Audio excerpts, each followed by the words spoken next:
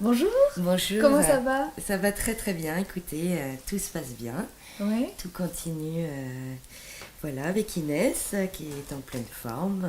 Petit pas grand pas est un dispositif qui comprend notamment le renforcement de la visite à domicile dans le but d'intervenir précocement, donc avec des puéricultrices et des sages-femmes qui vont intervenir au domicile des parents à leur demande. Le but est de s'adapter à leurs besoins, de déterminer avec eux des objectifs de travail à partir d'outils pour lesquels on a été formés. L'autre objectif est de travailler sur notre qualité relationnelle, nous, en tant que professionnels.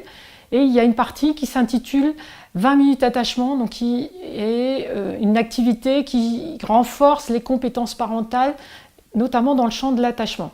Alors je vous propose qu'on fasse les 20 minutes d'attachement. Vous savez, le D'accord. temps où on regarde ensemble comment votre bébé grandit. Inès, maman va se cacher.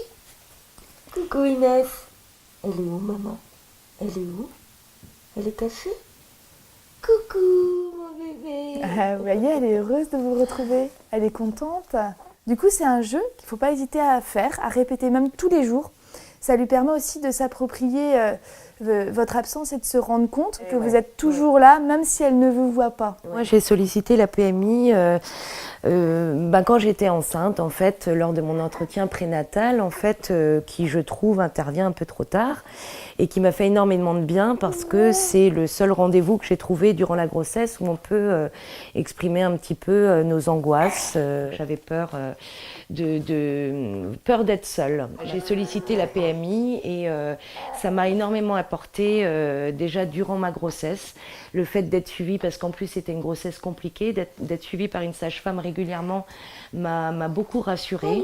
Être encadrée par une professionnelle, ça apporte beaucoup. C'est pas du tout la même chose que de voir son médecin une fois par mois. Je les remercie énormément pour leur disponibilité, leur écoute et leur professionnalisme. Toutes les questions qu'on a posées, on a des réponses à tout.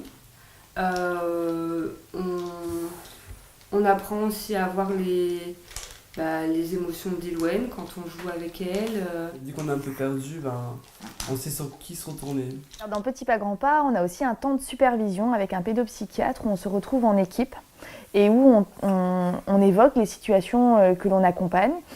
Et la pédopsychiatre nous demande donc de rendre compte de comment se passe la visite, des observations parents-enfants que l'on fait.